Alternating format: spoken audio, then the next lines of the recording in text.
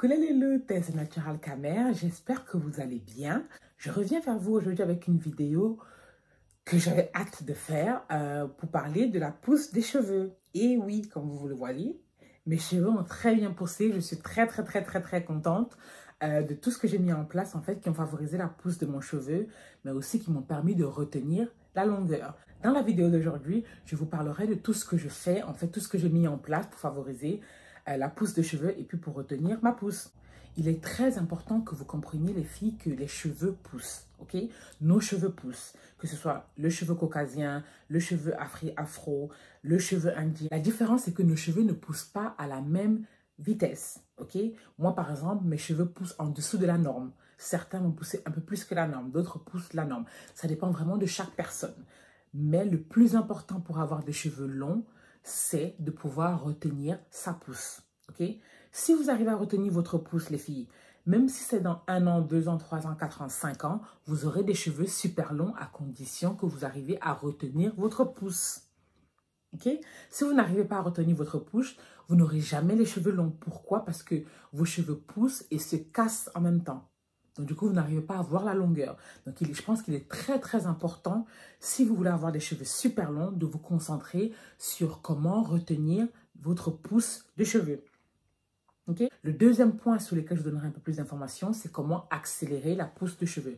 Pour le moment, nous allons d'abord nous concentrer sur comment retenir notre pousse. Okay? Donc, le premier point pour retenir notre pousse de cheveux, c'est d'avoir une routine capillaire. Ok, pas de surprise, je suis sûre que bon, pour celles qui sont nappis depuis quelques années, vous le savez, il est très important d'avoir une routine capillaire. Ok, vous allez me dire pour les nouvelles nappies, mais comment créer une routine capillaire? Je vais vous donner quelques astuces. Ok, le premier point est de pouvoir définir votre porosité. Votre porosité vous aidera à savoir comment entretenir votre cheveu. Il ne faut pas essayer de copier exactement la routine capillaire d'une youtubeuse. Parce que déjà, vous avez l'impression que vous avez les mêmes cheveux qu'elle, peut-être la même densité, mais vous n'avez peut-être pas la même porosité. Le point principal de votre routine capillaire, c'est votre porosité. Moi, par exemple, j'ai les cheveux peu poreux. Qu'est-ce que cela veut dire? Cela veut dire que mes pores sont fermés. Et c'est très difficile pour moi, en fait, de pouvoir absorber l'hydratation. Donc, qu'est-ce que je dois faire pour pouvoir absorber l'hydratation? Il faut que j'arrive à ouvrir mes pores pour que l'hydratation puisse rentrer dans mon cheveu et que je referme mes pores. Ok? Jusque-là, vous me suivez? Ok, on y va, on continue. Une fois que vous avez défini votre porosité, vous pourrez ensuite avoir les produits adéquats à vos cheveux. Comme j'ai le cheveu peu poreux, en fait, j'ai décidé de ne pas finir le lavage de mes cheveux à l'eau froide. Et vous allez me demander pourquoi? Parce que la plupart des conseils sur YouTube ou sur Internet nous disent, quand vous finissez de laver vos cheveux, rincez à l'eau froide. Ce n'est pas un conseil que vous devez appliquer si vous avez des cheveux peu poreux. Pourquoi?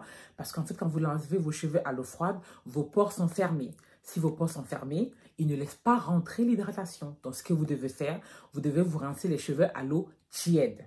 Parce que l'eau tiède, je n'ai pas dit l'eau bouillante, hein, les filles. N'allez pas vous brûler le cuir chevelure et dire Natural Camère a dit non. J'ai dit vraiment à l'eau tiède. L'eau tiède vous permettra d'ouvrir vos pores et à l'hydratation de rentrer. Ok? Pendant que je me lave mes cheveux, pendant tout le lavage de mes cheveux, je me lave toujours les cheveux à l'eau tiède. Je commence mon shampoing à l'eau tiède pour ouvrir mes pores, pour pouvoir bien nettoyer mon cuir chevelu pour enlever les impuretés. Quand je fais mon soin, je fais à l'eau tiède. Pourquoi? Parce que je veux vraiment que le soin puisse pénétrer dans mes cheveux, dans mes pores. En fait, j'ouvre vraiment pour que ça puisse bien pénétrer. Ok? Une fois que j'ai fini mes soins, je rince mes cheveux à l'eau tiède parce que je vais appliquer mon leave-in conditioner, je vais appliquer d'autres produits. C'est pour ça que je veux vraiment que mon pore reste ouvert. Ok? Très important, la porosité. Ensuite, il est important que vous puissiez connaître votre grain de cheveux. Ok? Votre grain de cheveux est très important à connaître parce que si vous avez le grain de cheveux fin, vos cheveux seront plus sensibles, plus fragiles, contrairement à quelqu'un qui a le grain de cheveux beaucoup plus épais. Okay? Je parle de grain de cheveux, je ne parle pas de la densité de vos cheveux, je parle du grain de cheveux. Certaines personnes peuvent avoir des grains de cheveux fins, mais beaucoup de densité. C'est-à-dire que vous avez l'impression qu'ils ont vraiment des cheveux touffus, mais ils ont le grain fin. Donc, si vous avez des cheveux touffus, ne vous dites pas « Ah non, moi j'ai du gros grain parce que j'ai les cheveux touffus. » Non, c'est complètement faux. Parce que la densité de votre grain de cheveux n'a rien à voir avec votre densité totale de vos cheveux. Ok? Donc, il est très important de pouvoir définir ces points pour pouvoir établir une routine capillaire adaptée à votre cheveu. Il faut également prendre en compte le climat du pays dans lequel vous vivez. Si vous vivez en Afrique ou que vous vivez en France, vos cheveux n'ont pas les mêmes besoins. En hiver, nos cheveux ont tendance à beaucoup plus se casser qu'en été. Je répète les 4 points qui sont très importants pour définir votre routine capillaire. La porosité, la densité de votre grain de cheveux, la densité totale de vos cheveux et ensuite le climat. Ok? Très, très, très important.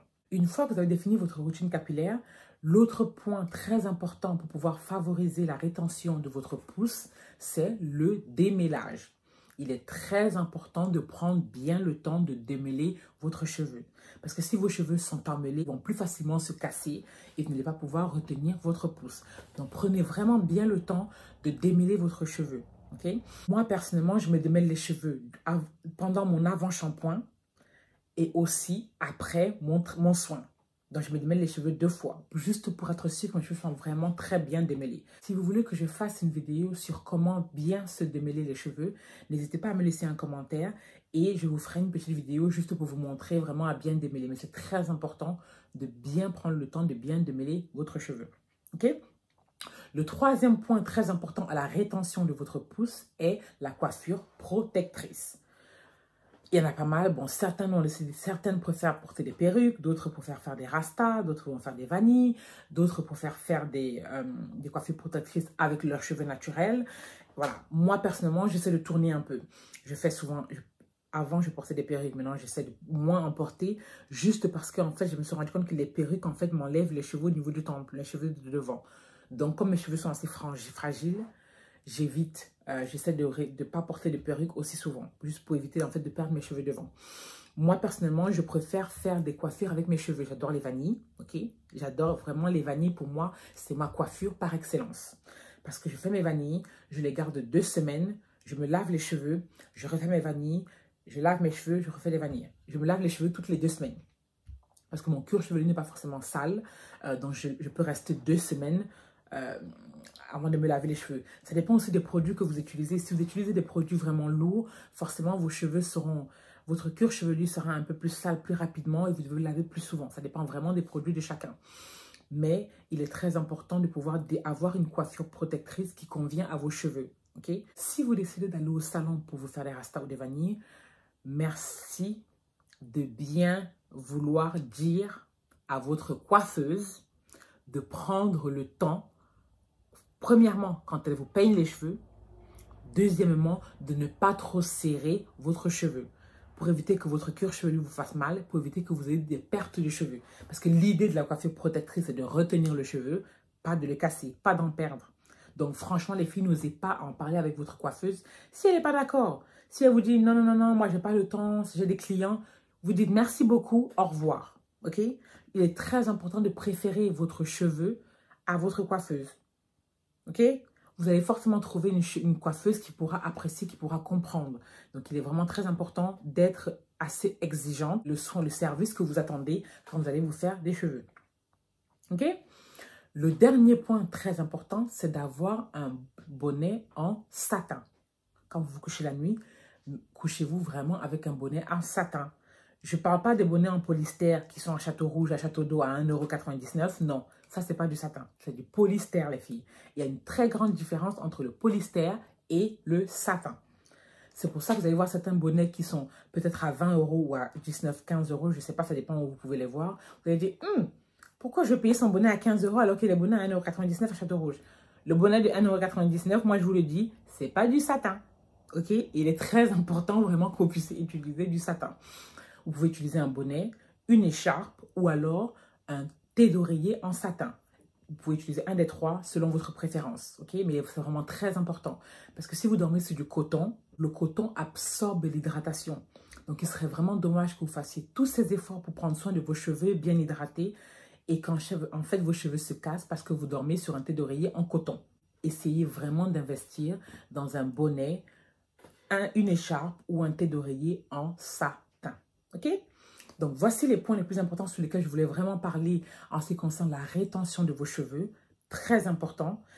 Vous devez d'abord maîtriser la rétention avant de pouvoir vous concentrer sur l'accélération de la pousse. Si vous utilisez différentes méthodes pour pouvoir accélérer la pousse de votre cheveu, mais que vous n'arrivez pas à retenir votre pousse, ça ne sert à rien. Vos cheveux ne seront jamais longs parce que vos cheveux continueront à grandir, à se casser. Grandir, se casser, grandir, se casser.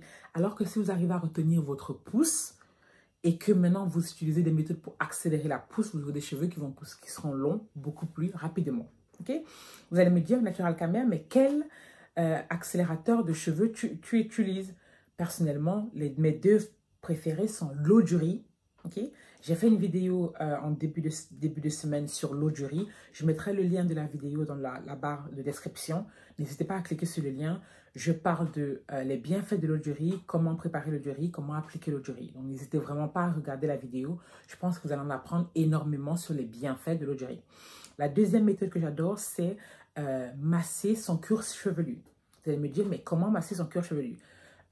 Il est très important de masser votre cuir chevelu avec cette pointe de vos doigts. Ok? Je vais vous montrer. Donc, vous positionnez vos cheveux sur votre crâne et vous faites des petits mouvements circulaires. Ok? Essayez de vraiment prendre votre temps, allez doucement, prenez votre temps pour bien masser. Vous pouvez faire ça 15, 20, 30 minutes, ça dépend du temps que vous avez. Ok? Comme je vais vous montrer sur mon visage pour que vous puissiez voir, je mets mes mains.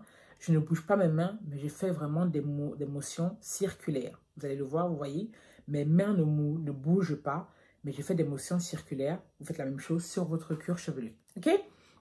Donc voilà, ça c'est mes deux méthodes préférées. Après, vous pouvez essayer, j'ai essayé le jus d'oignon. Personnellement, j'ai arrêté après 3 utilisations parce que j'arrivais du mal en fait avec l'odeur. Je trouvais que même après avoir bien lavé, mes cheveux sentaient, j'avais vraiment du mal en fait avec l'odeur de l'oignon.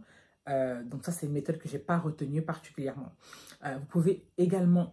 Ah, j'ai failli oublier. Quand vous massez les cheveux, essayez d'utiliser une huile comme l'huile de ricin. Essayez d'utiliser une huile en fait qui favorise la pousse des cheveux. Moi, personnellement, j'ai une huile que je fais maison. C'est une huile où je mets des poudres indiennes en fait pour pouvoir vraiment favoriser la pousse de mon cheveu. Si vous voulez que je vous montre comment je fais mon huile, n'hésitez pas à me laisser un commentaire aussi et je vous ferai une vidéo là-dessus.